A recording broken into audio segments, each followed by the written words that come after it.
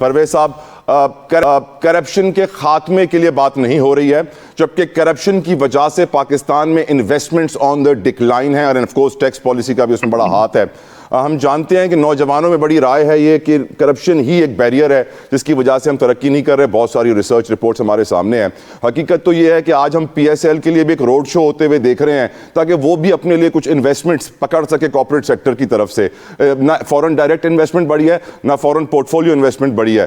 آپ کی نظر میں سر، یہ جو کرپشن کا ناسور ہے، یہ کیا حکومت ختم کرنا چاہتی ہے؟ نیت ہے، ول ہے؟ اگر ہے تو کیا کر رہی ہے حکومت؟ پرویز صاحب، بہت ساری مثالیں جتوئی صاحب میں دے سکتا ہوں کہ حکومت کرپشن ختم کرنے کے لیے کیا کر رہی ہے۔ مطلب کہ دیکھیں آپ، جو ایک یہ نیریٹو لیا گیا کہ جو ہمارے بیوروکریٹس ہیں جن کو کبھی کوئی ہاتھ نہیں ڈالتا، ان کے اثاثے جو ہیں ڈکلیئر ہونے چاہیے، تو یہ کرپشن ختم کرنے کی طرف یہ ایک قدم ہے نا۔ بہت مطلب دیکھیں سیاستدانوں کی کرپشن کے بارے میں تمام لوگ بات کرتے ہیں یا دوسرے لوگوں کی بات، لیکن ان کی تو کوئی بات ہی نہیں کرتا تھا۔ تو ان کے جو اثاثے ڈکلیئر کرنے کی بات کی جا رہی ہے، یا ابھی این سی اے کے جو اندر یہ جو بھی چل رہا ہے، کل سے ایک یوٹیوبر ہیں ان کا ایک وی لوگ چل رہا ہے جس میں ان کو بتایا ڈکی بھائی کے اوپر جو ظلم کیا تھا این سی سی آئی اے والوں نے سر، جی تو آپ دیکھیں نا جی، وہ مطلب کہ وہ تمام کے تمام لوگ نوکریوں سے بھی گئے ہیں اور اس پورے محکمے کو ایک دفعہ ہلا کے رکھ دیا۔ تو کرپشن ختم کرنے کی طرف ایک قدم ہی ہے۔ یہ تو سوچے کہ ڈکی بھائی سے پہلے کتنے ہزاروں پس چکے اس چکی کے اندر سر۔ اور اس کا مطلب یہ تو نہیں ہے کہ ابھی ہم نے ڈکی بھائی کے بعد ٹھیک بھی نہیں کرنا کیونکہ ہزاروں پیس چکے ہیں اور ہزاروں کو پسنے دیں۔ مطلب کہ آپ کو مطلب ہم کر رہے ہیں نا، مطلب حکومت اس طرف جا رہی ہے نا، پورے کے پورے ادارے کو ہلا کے رکھ دیا نا۔ اور آپ یہ دیکھیں کہ کس لیول کے افسران کو نوکریوں سے نکالا اور جیلوں میں پھینکا ہے، وہ وہاں پر بیٹھ کر اپنی سزا بھگتیں گے۔ اب ان کو سزا ملے گی۔ دیکھیں معاشرے میں ایک میسج تو جائے گا نا کہ قانون سے بالا تر کوئی نہیں ہے۔ اگر آپ کسی کے ساتھ ظلم زیادتی کرتے ہیں اور کرپشن کرتے ہیں، کروڑوں روپے جو ان سے، یہ بات جو آپ نے ابھی کی نا، قانون سے بالا تر کوئی نہیں ہے سر۔ جج کا بیٹا 5 دن میں نکل آیا ہے سر عدالت سے، مکمکا ہو گیا۔ کسی غریب آدمی کا بیٹا ہوتا تو لگ پتا جاتا قانون برابر ہے کہ نہیں ہے سر۔ سر یہ بھی ایک حصہ ہے نا، میں اور آپ اس سسٹم کا ایک حصہ ہیں، کلچر کا ایک حصہ ہے نا۔ وہاں پہ اگر یہ جج بیٹھا ہے تو وہ جج اپنے بیٹے کو اس نے چھڑا لیا، لیکن اپنا اس نے فیوچر ختم کروا لیا ہے۔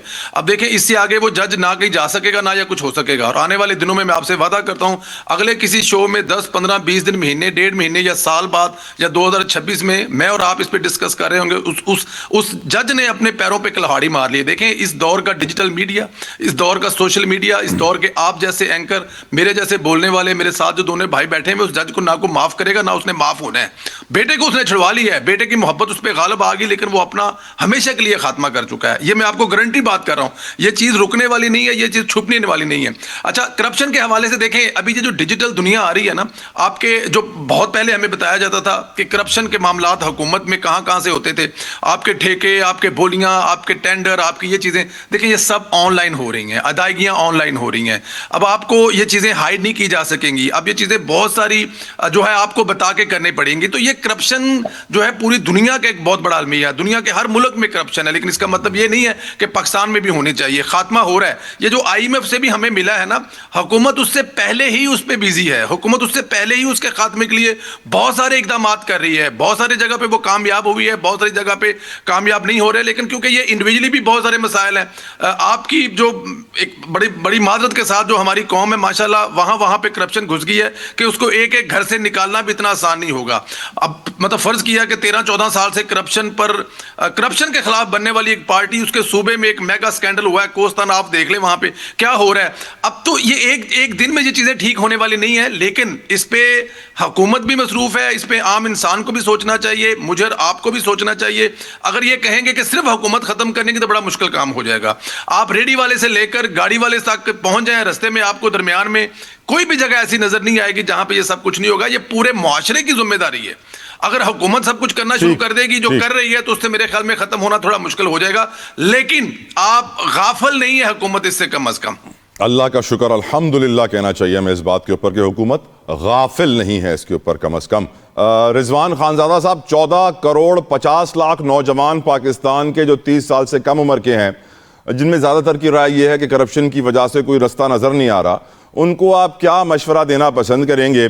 اور یہ کرپشن جس میں ہمارے کئی 100 ارب ڈالرز چلے گئے، ہم ان کئی 100 ارب ڈالرز کو نہیں بچاتے ہیں، آئی ایم ایف کے 1.2 ارب کی قسط کے لیے سب کچھ کر جاتے ہیں۔ آپ کی رائے حضور؟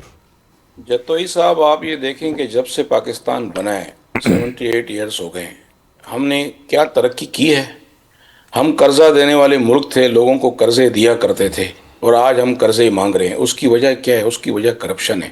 آپ کے سامنے مندوق خیل صاحب بیٹھے ہیں، وکیل ہیں، پوچھ لیں ان سے ایف آئی اے کا کیا حال ہے، آپ ان سے پوچھیں کہ کسٹم کا کیا حال ہے، آپ ان سے پوچھیں کہ کوسٹ گارڈ کا کیا حال ہے، آپ ان سے پوچھیں کہ پولیس کا کیا حال ہے.